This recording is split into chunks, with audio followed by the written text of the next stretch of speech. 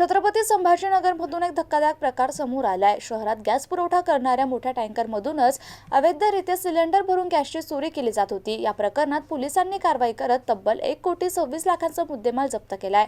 या रॅकेटमुळे घरगुती गॅस पुरवठ्यावर परिणाम होण्याची शक्यता व्यक्त केली जाते।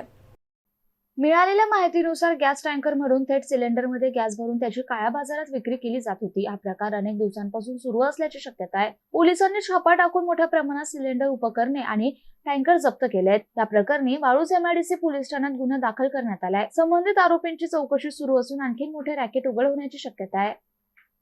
अहमदाबाद नागरी पुरवठा विभागाअंतर्गत नियंत्रक शिधा वाटप तथा राज्य दक्षता पथकाचे अध्यक्ष श्री चंद्रकांत डांगे साहेब यांना मिळालेल्या गुप्त माहितीच्या अनुषंगाने राज्य दक्षता पथकाला सदर ठिकाणी पाठवण्यात आलं। हा स्पॉट कोशेवाडी, गंगानगर तालुका, जिल्हा गंगापूर तालुका, जिल्हा छत्रपती संभाजीनगर या ठिकाणचा होता। त्या ठिकाणी 2 कॅप्सूल टँकरमधून LPG गॅस हा अवैधरित्या चोरी करून तो सिलेंडरमध्ये भरला जात होता। या ठिकाणी जवळपास 20 व्यावसायिक सिलेंडर होते, त्यापैकी 17 सिलेंडर भरण्यात आले होते। घरगुती 1 सिलेंडर भरण्यात आला होता। तसेच 5 किलोचे सिलेंडर हे 2 भरण्यात आले होते। एकंदरीत जर या मुद्देमालाचा जर विचार केला तर अंदाजित याची किंमत म्हणजे हा पूर्ण जप्त मुद्देमाल हा 1,26,00,000चा हा जवळपास मुद्देमाल जप्त केला।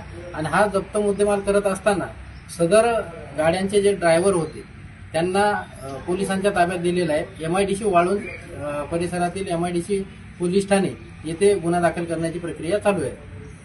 ठीक, नाव आपलं? रामराजे भोसले, शिधा वाटप निरीक्षक। ठीक।